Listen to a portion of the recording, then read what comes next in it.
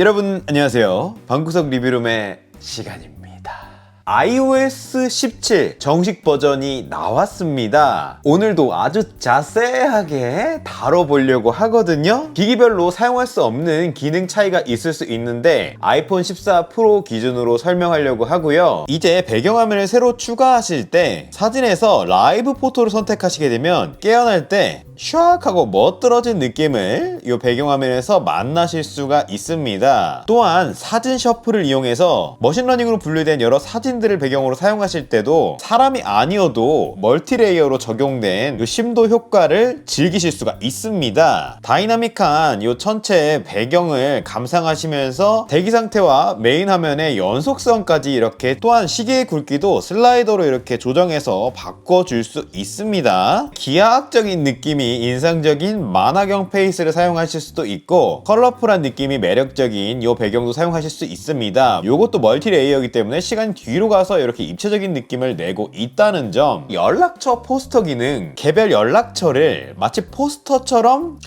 편집을 눌러서 마음에 드는 스타일로 여러가지 포스터를 만들어줄 수 있습니다. 사진 같은 걸 적용해서 필터도 먹일 수가 있고 구도를 움직여서 개성을 표현할 수가 있는데요. 오가면서 고를 수 있기 때문에 이제 전화가 오게 되면 꽉 찬 화면으로 연락처 포스터가 보이게 되죠. 화제가 됐었죠. 네임드랍. 우리 연락처 교환?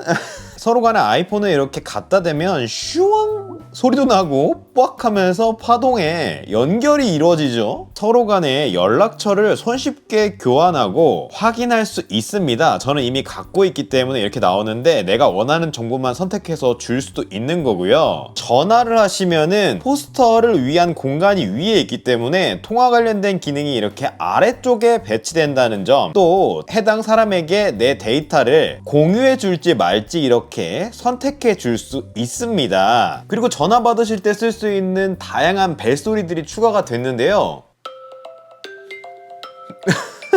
메시지 수신음도 이렇게 달라져 있다는 점. 그리고 이번 핵심적인 부분, 바로 스티커죠. 새로운 메시지의 왼쪽에 더하기를 누르면 여러가지 기능들을 한꺼번에 모아보실 수 있는 데다가 스티커에 들어갈 수가 있죠. 여기 더하기를 눌러서 기존에 갖고 있는 내 사진을 통해서 이렇게 바로 스티커를 만드실 수도 있는 거고, 여기다가 효과를 넣어서 추가적으로 꾸밀 수 있거든요. 기울이면은 이 각도에 따라서 반응하게 되어 있는 지독한 면까지 볼 수가 있습니다. 더 편한 방법은 그냥 사진첩에서 눕겠다는 액션을 취하면 이제 이렇게 스티커 추가가 나오기 때문에 여기서 이렇게 간편하게 한 방에 추가하시는 방법도 있습니다. 특히 라이브 포토는 이렇게 움직이는 움짤 스티커로 사용할 수가 있는데 이제 시스템 전반에서 이 스티커를 활용할 수가 있습니다. 이모티콘 누르시면은 스티커에 액세스할 수 있거든요. 불러와서 메모 안에 넣으시는 것도 가능하고, 찍어놓은 사진 같은 거 편집하실 때도 마크업 도구에서 더하기를 눌러서 바로 스티커를 넣을 수 있습니다. 그래서 이렇게 꾸밀 수가 있는 거고요. 또 인스타에 스토리 올리실 때도 물론 돼요. 이모티콘 키보드만 불러오면 깜찍하게 넣을 수 있기 때문에 다양한 곳에서 정말 이 스티커를 활용하실 수가 있습니다. 물론 기존처럼 내 미모티콘의 스티커를 사용하셔도 좋은데 3가지 스티커가 또 추가가 되어 있기 때문에 그것도 함께 사용하시기를 추천드립니다. 이외에 메시지에서 오디오를 보내실 때 오늘은 아이폰의 새로운 변화에 대해서 이야기해보고 있거든요. 다양한 기능들에 대해서 잠깐 쉬었다가 다시 플러스를 눌러도 이어서 내용을 녹음하실 수 있습니다. 덧붙여서 메시지를 보내실 수가 있고, 내용을 보낸 경우에 이 내용을 들어보지 않아도 무슨 내용인지 텍스트로 확인해 볼 수 있는 똑똑한 기능이 탑재되어 있고요. 보시다시피 굉장히 정확하게 잘 따지죠. 또한 메시지를 받은 경우에 이제 옆으로 이렇게 밀면은 해당 메시지에 대해서 답장을 간편하게 이렇게 주실 수가 있고요. 깜찍하게 이렇게 선이 연결돼서 표시가 된다는 점. 또 라이브로 위치를 공유해 줄 수 있는 기능도 있는데, 요거는 한국에서 사용할 수 없기 때문에 아쉽지만 쓸 수가 없고요. 이제 문자를 검색하실 때 필터링을 적용할 수가 있습니다. 검색에서 사람을 검색하면 특정 사람과의 메시지라고 이렇게 선택할 수가 있죠. 요거 이렇게 해주면 필터링 해주는 조건이 들어가고, 거기다가 이렇게 내용을 치면 그 사람과의 대화에서 그 내용을 찾을 수 있는 메시지 검색 필터링을 사용하실 수 있습니다. 또 계정 인증 문자 굉장히 귀찮죠. 메일로도 오고 메시지로 오는데 자동으로 인식해서 채우는 것뿐만 아니라 바로 지워줄 수도 있는데, 요거는 아이폰 설정에 암호에 가셔서 암호 옵션에 가시면 자동으로 정리해줄지 말지 선택할 수 있습니다. 또 특정 링크 같은 거를 메일 앱에서 붙여넣으면은 링크를 인식해서 미리 보기 이렇게 띄워주거든요. 그게 아니고 링크 추가 기능을 이용해서 여기다가 이렇게 넣어주시면은 요게 이렇게 핸들이 나와서 텍스트로 나갈지 바꿀지 조금 더 다양한 옵션으로 이렇게 사용하실 수 있습니다. 그리고 페이스타임 걸었는데 상대방이 못 받는 경우 자리를 비웠다라고 나옵니다. 왜 전화했는지 궁금해할 수가 있기 때문에 이 비디오 녹화로 촬영 섭외건으로 연락드렸습니다. 비디오가 왔다는 게 남기 때문에 궁금해하는 부분까지 해소할 수가 있는 거고, 통화하실 때 바로 쉐어를 눌러서 화면을 공유하거나 쉐어 플레이를 바로 이렇게 페이스타임에서 시작하실 수가 있는데요. 쓰시다가 제스처를 하면은 리액션을 표현해 줍니다. 하트를 뿅뿅 날려줄 수도 있고 폭죽이 터지고 V 하면 풍선도 날아가고, 쌍V 하면은 요렇게 이런 페이스타임이나 화상회의에서 제어센터를 내리시면 비디오 효과를 고를 수 있는 게 나오기 때문에 배경을 이렇게 흐리게 하고 강도를 이제 이렇게 조정해서 더 디테일하게 효과를 줄 수가 있고요. 조명 효과도 줄 수 있고 마찬가지로 강도 조절도 가능합니다. 리액션 효과는 여기서 안 나오게 끌 수도 있고요. 요 페이스타임은 이제 애플 TV 4K화 하실 수가 있습니다. tvOS 업데이트 하셔서 실행하시면은 연속성 카메라 기능이 지원되기 때문에 후면 카메라의 기능을 이용해서 고화질로 하실 수가 있고 센터 스테이지까지 적용하실 수 있습니다. 아이폰뿐만 아니라 아이패드도 가능하다는 점. 그리고 요번에 또 핵심 기능이죠. 스탠바이. 맥세이프 충전기나 일반 충전기에 잠금 상태에서 이렇게 부착을 하시면은 요렇게 탁상 모드가 동작이 됩니다. 특히 AOD가 지원되는 기종들은 상시 정보를 확인하는 용도로 쓸 수가 있는 건데, 들어 올리면 다른 시계 스타일도 보실 수가 있고요. 꾹 누르면 이렇게 목록에서 확인하실 수도 있고요. 옆으로 가면 사진을 감상할 수도 있고 위젯을 띄워놓을 수도 있는데요. 듀얼로 되어 있기 때문에 이렇게 스타일을 바꾸는 것과 옆에서 스타일을 바꾸는 것을, 특히 미리 알림 같은 것도 띄워놓고 액세스할 수가 있는데, 이렇게 꾹 누르면 해당 위젯을 바꿀 수 있는 화면이 나오고요. 플러스를 눌러서 목록에서 원하는 위젯을 이렇게 추가하시면 됩니다. 물론 여기서 바로 음악 재생하면 이렇게 예쁜 재생기가 나오기 때문에 인테리어를 꾸미면서 음악을 듣는 용도로도 쓸 수가 있고요. 또 어두울 때 쓰면 이게 모드가 바뀌기 때문에 이렇게 감성 넘치는 화면으로 만나보실 수도 있습니다. 떼어내면은 원래대로 돌아오게 되니까 모드를 전환하는 느낌으로 쓰실 수가 있는 건데, 설정에 스탠바이를 통해서 이 기능을 쓸지 말지 지정하실 수도 있고요. 야간의 움직임을 감지하는 기능도 들어있기 때문에 편의에 따라서 켜고 끌 수가 있습니다. 또 재밌는 점이 이게 충전기마다 세팅을 다르게 인식하는 기능이 들어있어서 역할을 구분해서 쓰실 수도 있습니다. 위젯 사용성이 강화됐는데, 예를 들어서 인기 차트 같은 위젯이 추가됐을 뿐만 아니라 예를 들어서 음악에서 이런 인기 추천곡 위젯을 추가한 경우에 바로 이렇게 위젯상에서 재생이 되는데, 위젯을 배치를 막 고민하시다가 이렇게 놨을 때 이게 아닌 것 같으면 그냥 흔드세요. 위젯 이동 실행 취소가 나옵니다. 원래대로 이렇게 돌리는 기능도 들어 있습니다. 물론 잠금화면 위젯에도 이런 변화가 적용되어 있기 때문에 미리 알림 같은 거 추가하시면 요 위젯 상태에서 바로 해당 내용을 체크해 줄 수도 있습니다. 상호작용이 가능하다는 점. 또 그리고 에어드랍, 대주기만 하면 됩니다. 예를 들어서 웹페이지와 사진 같은 거 이렇게 그냥 겹쳐요. 그러면 컨텐츠에 따라 서로 공유할 내용을 이렇게 띄워주는 거고, 이 상태에서 그냥 공유를 해주면 간편하게 에어드랍으로 이제 연계가 되는 겁니다. 그냥 수신만 해주면 되는 거고, 유튜브 같은 거를 이렇게 주게 되면 쉐어 플레이 기능이 가능합니다. 같이 이 컨텐츠를 감상할 수 있는 거거든요. 커뮤니케이션과 컨텐츠를 동시에 즐기는 것도 이렇게 가능하기 때문에 유튜브를 사용하실 때도 가까이 이렇게 대보시기를 추천드립니다. 또 키보드 관련해서 변화가 큰데요. 자동 수정 사실 기존에는 무조건 꺼야 되는 느낌으로 쓰셨는데 많이 개선이 됐습니다. 이렇게 잘못 쓰신 경우에 스페이스를 누르면 자동으로 이렇게 수정이 잘 되는데 밑줄이 쳐져요. 누르면 뭘 수정했는지 알 수 있고요. 다시 이렇게 되돌리는 것도 가능하고요. 이게 마음에 들어서 쓰신 경우에도 다시 돌아가면 해당 내용을 다시 띄워줍니다. 되돌릴 수가 있는 거고, 관련된 내용에 아래에 예측이 나오기 때문에 다 쓰지 않으셔도 여기서 선택해도 되는 거고요. 이렇게 선택한 내용에 대해서도 되돌릴 수가 있어요.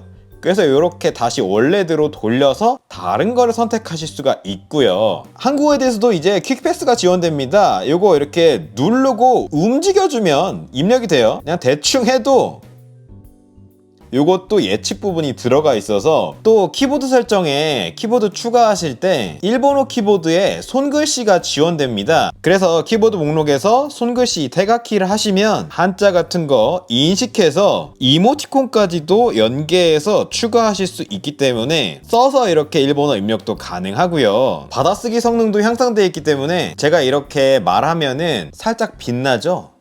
그래서 상황을 더 확실하게 알 수도 있고요. 보시다시피 정확성이 굉장히 좋은데 지우고 거기다가 넣는 것도 가능해요.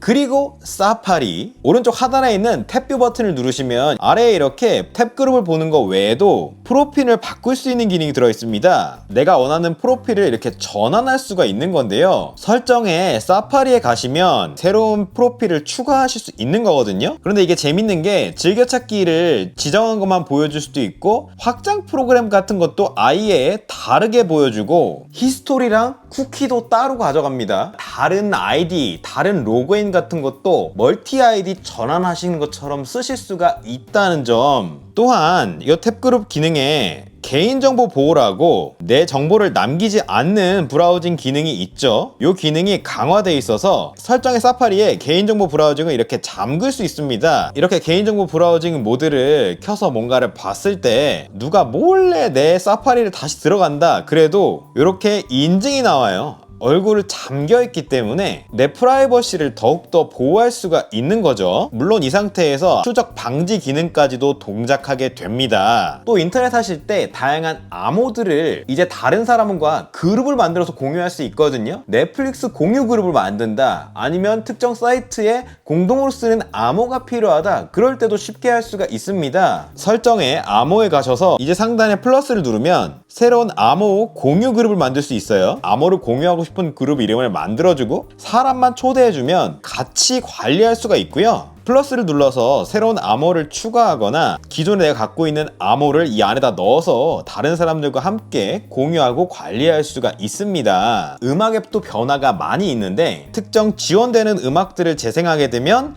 전체 화면으로 아주 예쁘고 다이나믹하게 재생 화면이 표시가 됩니다. 보는 재미가 쏠쏠해갖고 이전과 다른 맛을 느낄 수가 있더라고요. 굉장히 화려하죠. 점점점을 누르면 이제 크레딧 보기가 있어서 스텝들과 엔지니어까지도 이렇게 보실 수가 있고, 그리고 설정의 음악에 가시면 크로스페이드를 설정할 수가 있어요. 내가 원하는 길이로 해놓으면은 다른 노래로 교차되면서 스무스하게 넘어갈 수 있는, 또 카플레이를 하실 때 쉐어 플레이가 지원되기 때문에 음악 재생 관리를 같이 할 수가 있습니다. QR코드를 스캔하셔도 되고 같이 타고 있는 다른 사람이 음악 앱을 열어서 실행하실 수도 있고요. 또 음악 들으실 때 이 애플 뮤직 싱 기능이 있죠. 목소리를 머신러닝으로 지워서 내가 노래를 따라 부를 수 있게 하는 그런 기능이 들어있는데 애플 TV 4K와 연계가 됩니다. 화면 속에 내가 몰입감 있게 즐길 수 있는 추가 이펙트와 함께 마치 스타가 된 것처럼 즐기실 수가 있으니까 신형 애플 TV 4K 갖고 계신 분들은 블루투스 마이크와 함께 노래 부르시면서 이런 새로운 재미를 찾으실 수가 있고요. 그리고 에어팟 관련해서도 상당히 변화가 큰데요. 에어팟 프로 2 같은 경우에 새롭게 적응형 모드를 사용하실 수가 있습니다. iOS뿐만 아니라 에어팟 펌웨어도 자동 업데이트로 이렇게 올라 있어야 쓸 수가 있는 건데요. 꾹 눌러서 여기서도 들어가실 수가 있는데 무지갯빛으로 적응형이라는 게 되어 있으면은 바깥 소리를 들을 수 있는데 소음 레벨을 낮춰서 들려주게 되는 겁니다. 상황과 현장감을 느끼면서도 좀 더 편안한 환경을 만들 수가 있는 기능이고, 시끄러운 곳에서 주변음 호용과 바꿔서 들어보시면 이게 바깥의 레벨을 이렇게 줄여줬어? 라는 거를 체감하실 수가 있어서 굉장히 마음에 드는 기능이고요. 추가적으로 대화인지도 사용할 수가 있는데, 대화인지는 내가 노래 듣고 있는 경우에 점원과 이야기해야 된다 할 때 내가 말을 하면 노래 볼륨이 샥 줄어들어요. 에어팟을 빼지 않고도 원활하게 커뮤니케이션을 할 수 있게 해주는 이 두 가지를 조합했을 때 저는 이거 비전 프로용이잖아 그런 생각이 딱 들더라고요. 또 에어팟 설정에 개인 맞춤형 음량이라는 기능도 있는데요. 내가 자주 듣는 레벨 상황에서 미세하게 볼륨을 튜닝해줘요. 살짝 올려준다거나 하는 기능을 적용해줘서 더 개인화된 청취 경험을 할 수가 있는 기능이고, 또 통화하실 때 통화 제어기를 통해서 이 소리를 켜고 끄는 거를 선택하실 수가 있습니다. 이렇게 한번 누르면 소리가 이렇게 꺼졌죠. 다시 누르면 마이크가 살아나고, 이렇게 다이나믹 RN상에서도 마이크가 꺼졌는지 켜졌는지 확인할 수가 있습니다. 그리고 한국에선 애플 지도의 효용성이 굉장히 떨어지는데 이제 오프라인 다운로드를 지원합니다. 그래서 특정 지역 정보를 보시고 여기 오프라인 지도 이렇게 기능이 있으니까 해외에 계실 때 한번 사용해 보시기를 추천드리고요. 시리 관련해서도 개선이 있는데 영어 시리에 시리만 말해도 인식하게 할 수가 있습니다. 옵션에서 고를 수가 있는 건데, Siri, how's the weather in New York? It's currently raining and 18 degrees in New York, United States. 또 영어로 이거 물어본 다음에 바로 다른 거 그냥 물어봐도 되는 기능이 들어갔는데 버그가 나서 잘 안 돼요. 사파리에서 내용을 보실 때 여기 읽기 도구를 누르면 페이지를 듣는 기능이 들어있는데요. 고교생들이 날린 헬륨 풍선. 듣기 제어로 들어보면서 확인할 수가 있는 기능이 이렇게 들어있는데 시리도 이 기능을 지원해 줍니다. 페이지 내용 읽어줘. 김해의 한 고등학교 과학 동아리 학생들이 헬륨 풍선. 요렇게 내용 듣고 싶으실 때 빠르게 시리를 통해서 이렇게 액세스할 수가 있습니다. 그리고 제가 좋아하는 아이폰 검색 기능 스팟라이트 검색 기능으로 사진이라고 치면은 추가적인 액션을 숏컷 형태로 추천을 해줍니다. 설정이라고 치면은 이렇게 설정 관련된 내용들이 이렇게 숏컷으로 나오는 것뿐만 아니라 스위치도 나오는 거 보실 수 있죠. 추가적으로 이렇게 나오는 내용들에 대해서 바로바로 스팟라이트상에서 해당 내용을 적용하시고 실행할 수도 있습니다. 마찬가지로 시계라고 쳤더니 제 알람 시간을 이렇게 인식해서 알람을 켜고 끄는 것도 가능하고요. 블루투스라고 치니까 아예 블루투스를 켜고 끄는 것까지 이렇게 가능합니다. 설정도 바로 스팟라이트 통해서 이렇게 간편하게 하실 수 있다는 점, 전화번호라고 인식해서 전화를 걸거나 바로 번호를 추가할 수 있는 기능으로 연계하거나 계산 결과도 띄워주는데요. 옆에 복사하기가 바로 추가돼서 눌러서 다른 앱에 붙여넣어서 연계할 수가 있습니다. 내일 모레 5시 이렇게 치면은 일정을 여기서도 추가할 수 있게 이렇게도 이제 가능하고요. 그리고 건강 투여약 기능으로 내가 먹는 약을 관리할 수 있는 거 저도 굉장히 유용하게 쓰고 있는데, 건강 앱 상단에 내 아이콘을 누르면 알림을 통해서 투여약의 후속 조치 알림도 쓸 수가 있습니다. 기록을 안 하면 다시 한번 이렇게 알려줄 수가 있는 거고요. 이 검색에 정신건강을 통해서 일광시간, 햇빛을 얼마나 쬐는지도 애플워치와 연계해서 기록을 해주고, 내 정신건강에 대한 질문지를 나중에 상담을 받거나 본인 스스로 체크해야 될 때 쓰실 수가 있고, 그때그때 감정을 기록해서 본인의 정신건강 상태를 관리하는데도 이렇게 사용하실 수가 있습니다. 또한 스크린 타임에 가시면 시력 관리할 수 있는 주시거리 기능이 들어있는데요. 이렇게 해주시게 되면 이제 일정 이상 시간 너무 가까이서 보게 되면 경고가 옵니다. 필요에 따라서 이걸 켜고 끄실 수가 있고요. 하단부에 커뮤니케이션 안전을 통해서 부적합한 컨텐츠를 기기에서 흐리게 처리해서 볼지 말지 선택권을 줄 수 있게 하는, 또한 앱별로 사진에 대한 접근을 제한할 수가 있어요. 전체 사진을 다 볼 수 있는 게 아니라 그 앱은 특정한 앨범만 지정한다거나 해서 이렇게 제한된 접근을 할 수 있기 때문에 업무용으로 쓰신다거나 개인적으로 염려되는 부분이 있다거나 할 때, 또 개인정보 보호 및 보안에 가시면 아래쪽에 이렇게 차단 모드라는 게 있습니다. 본인이 정말 중요한 사람이고 본인이 공격당할 위험에 있다라고 할 때 파일 기능이 다 제한이 들어가서 외부 기기와 연결도 차단이 되고 강력하게 내 기기를 보호할 수가 있습니다. 그리고 손쉬운 사용 관련된 변화도 많이 있는데요. 보조 접근이라는 기능이 있습니다. 인지하는 데 있어서 어려움을 겪는 사람을 위한 기능으로 특정 앱들을 이렇게 지정하고 원하는 기능만 딱 선택을 해주면 아이폰이 정말 심플한 형태로 인식되게 이렇게 바꿔주거든요. 그래서 이걸 시작해주면 즉각적으로 인지할 수 있는 상태로 이렇게 바꿔줍니다. 정말 다른 기계가 된 것 같죠? 3번 눌러서 이렇게 나갈 수가 있고요. 또 하단부에 실시간 말하기 기능이라는 게 있는데 나를 대신해서 텍스트를 음성으로 내보내주는 기능입니다. 이거 활성화하고 3번 누르면 내용을 타이핑해서 구독과 좋아요. 음성을 나 대신에 이렇게 들려줄 수가 있고요. 개인 음성이라는 기능도 있습니다. 목소리를 학습해서 보이스 모델을 만드는 건데 150개의 문구를 읽어서, 다만 이거는 현재 영어로만 진행되기 때문에 I am creating a personal voice with my iPhone. 쉬엄쉬엄도 할 수 있으니까 관심이 있으신 분들은 한번 영어지만 시험해 보시기를 추천드립니다. 그리고 미리 알림, 새로운 목록을 만드실 때 목록 유형에 이제 식료품 유형이 있습니다. 새로운 항목을 만들었을 때 우유라고 치니까 유제품이라고 분류가 되죠. 소고기라고 치니까 육류라고 분류가 돼요. 이렇게 지능형으로 똑똑한 기능이 추가가 됐고요. 점점점을 누르시면 이제 세로 열로도 볼 수가 있기 때문에 옆으로 이렇게 확인하실 수가 있고, 열 관리를 통해서 새로운 열을 이렇게 간편하게 만들 수도 있습니다. 또 일반적인 미리 알림에서 시간을 지정할 때 특정 시간을 지정한 경우에 마감 예정을 한 번 더 미리 알려줄 수가 있습니다. 미리 알림에 미리 알림을 해줄 수가 있고, 목록에 대해서 점점점을 누르면 섹션을 만들 수 있기 때문에 이런 식으로 추가적인 구분을 만들어서 복합적인 내용도 이 안에서 구성하실 수가 있습니다. 물론 기존에 있는 것도 점점점 누르면 이 섹션으로 이동시킬 수가 있고요. 끌어다 넣어도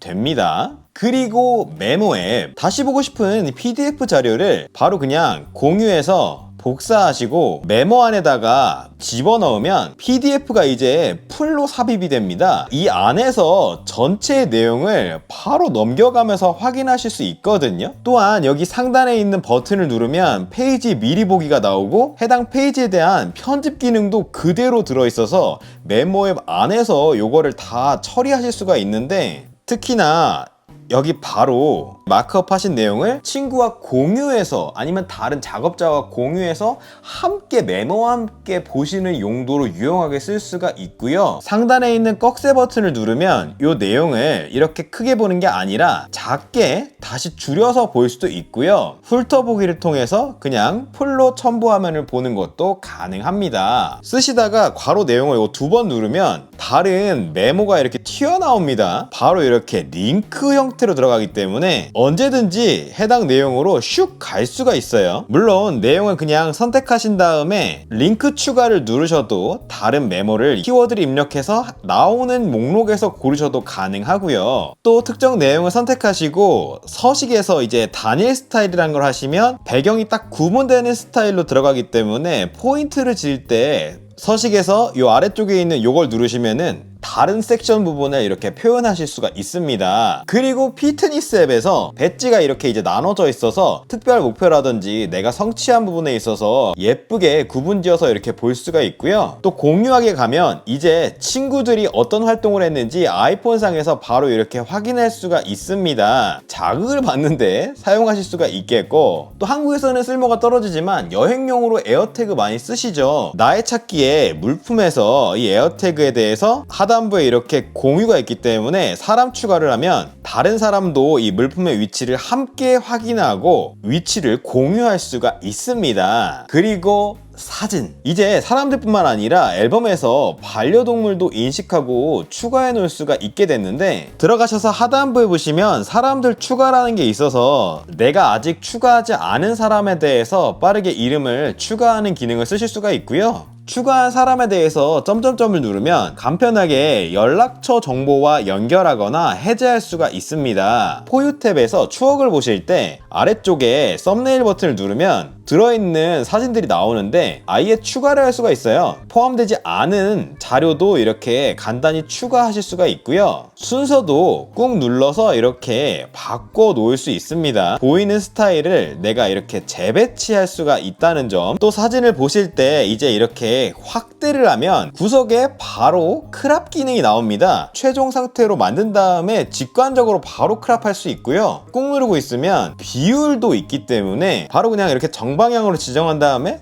이렇게 잘라 버릴 수도 있습니다. 직관적인 새로운 크랍 기능이고요. 또 사진 자료를 이제 공유하실 때 옵션을 누르면 바로 포맷을 지정할 수 있습니다. 고효율 파일 그 상태로 공유할 건지 아니면 JPG 파일로 내보내줄 건지 여기서 개별로 지정할 수가 있어서 JPG로 이게 나갈 거다라는 거를 개별 상태로 지정할 수가 있고, 영상의 경우에도 고효율과 호환성 모드를 지정할 수 있습니다. 또 영어로 쓰시는 경우에는 비주얼 룩업이라는 기능이 있거든요. 이렇게 눕겠다는 액션을 하면 룩업이라는 게 있어서 이게 뭔지 이렇게 인식해주는 기능이, 이제 음식을 찾아보는 경우에 레시피도 알려주는 똑똑한 기능을 쓰실 수 있습니다. 영어라는 점은 아쉽지만 눕기 따기 기능은 이제 멀티로도 인식이 가능합니다. 요것도 되고 요것도 되는 이런 대상들은 하나를 이렇게 선택한 다음에 옆에 보면은 여러 개 선택할 수 있는 명령이 나오거든요. 다 선택하면 이렇게 복수를 선택할 수가 있기 때문에 간편하게 이렇게 움직여서 메모장 같은데 이렇게 여러 개 다 따서 넣을 수 있습니다. 그리고 카메라 사용성도 개선이 있는데요. 우측 상단에 보시면 이렇게 로우 제어기가 누르면 켜고 끄는 건데 요거를 이렇게 꾹 누르면 선택할 수 있는 옵션이 있습니다. 프로로우 최대 해상도로 찍을지 아니면 고효율 4800만화소 모드로 찍을지도 이제 선택할 수가 있어요. 1200만화소 로우로도 이렇게 찍을 수 있어서 용량과 퀄리티 사이에서 내가 이제 선택권을 가질 수가 있는데요. 4800만화소 고효율 사진으로 순정 상태에서 가볍게 이렇게 할 수가 있기 때문에 초고해상도죠. 확대해도 디테일하게 잘 나오더라고요. 라이브 포토를 쓸 수 없는 단점이 있지만 이렇게 설정해서 써보시기를 추천드리고요. 참고로 카메라 설정에 설정 유지에 프로로우 및 해상도 제어기를 이렇게 해두시면은 설정을 유지하면서 쓸 수가 있습니다. 그리고 비디오 녹화 설정에 화이트 밸런스 잠금이 가능해져서 녹화하는 동안 일관된 색깔을 얻을 수 있습니다. 또한 카메라 설정에 수준기라고 레벨을 보여주는 기능이 나와요. 격자랑 같이 쓸 수가 있기 때문에 가운데 이렇게 선이 나오죠. 수평을 맞추는 도구를 이용해서 사진과 영상을 찍으실 수가 있습니다. 그리고 시계에서 타이머를 하실 때 이제 멀티로 가능하기 때문에 이렇게 이름까지 지정해서 여러 개의 멀티 타이머를 하실 수가 있습니다. 또 이렇게 한번 하신 경우에는 나중에 아래쪽에 이렇게 히스토리가 남기 때문에 자주 하는 내역을 바로 다시 시작하실 수가 있어요. 그리고 이렇게 나가게 되면 다이나믹 아일랜드에 표시가 돼서 이렇게 보실 수 있고 제어할 수 있는 것뿐만 아니라 라이브 액티비티로 뜨게 됩니다. 잠금 상태에서도 유지하고 여기서도 제어를 하고 없앨 수도 있습니다. 스크린샷 뜨실 때 전체 페이지를 볼 수 있는 길게 뜰 수 있는 기능이 있었어요. 근데 이거를 저장할 때 이제 PDF로만 저장하는 게 아니라 사진 파일로도 저장할 수 있습니다. 물론 복사하고 내용을 날릴 수도 있는데 이렇게 엄청나게 긴 고해상도 사진으로 저장할 수 있습니다. 그리고 번역 기능도 좋아졌는데 우크라이나어를 번역 기능에서 지원하기 때문에 필요하신 경우에 웹페이지 번역이나 번역 앱에서 사용하실 수가 있고요. 번역 인터페이스 자체의 모양이 많이 바뀌었습니다. 언어 전환도 손쉽게 할 수가 있고 내용을 쓰는 도중에 바로바로 번역이 돼요. 그래서 기다리지 않고도 내용을 보실 수가 있고요. 완료한 경우에 히스토리가 이렇게 풀카드로 나옵니다. 위아래로 보면서 바로바로 내가 했던 지난 내용을 확인하실 수 있습니다. 또 대화 보기가 상당히 귀여운데 이렇게 치면 실시간으로 번역되는 것뿐만 아니라 이렇게 좌우에 나뉘어져서 이렇게 내용 흐름을 보실 수가 있어요. 퐁당퐁당 대화하는 느낌이고, 또 카메라 번역 기능이 실시간으로 파업이 됐습니다. 갖다 대면 실시간으로 번역을 해줘요. 따로 누를 필요 없이 화면상에서 바로 번역을 띄워주기 때문에 간편하게 외국 나가셨을 때 들이대서 번역 결과물을 얻으실 수가 있습니다. 그리고 날씨 앱도 변화가 있는데, 일기예보를 누르셨을 때 시간에 따른 강수 확률을 이렇게 바로 볼 수가 있고요. 어제랑 비교해주기 때문에 변화 상황을 바로바로 볼 수 있는 이런 기능도 추가가 됐고, 지도상에서 보면 이제 바람을 보여주기 때문에 풍속 정보 같은 것도 시각적으로 확인하실 수가 있고, 아래쪽에 보면 평균이라고 있습니다. 여기 들어가면 평소에 이 지역의 날씨가 어떤지 추세를 알려주기 때문에 여행을 해야 된다거나 추가적인 정보를 얻어야 될 때 일반적인 데이터까지 이렇게 확인하실 수가 있고요. 달 정보가 나오기 때문에 리얼한 그래픽과 함께 달에 대한 정보까지도 확인하실 수가 있습니다. 달력으로도 손쉽게 볼 수가 있고요. 이 외에 물론 단축어에 대한 변화도 있고 프리폼 앱도 변화가 있거든요. 많죠? 너무 많은데 알차게 사용해 보시고 새로운 기분 마음껏 느껴보시기를 바랍니다. 안녕.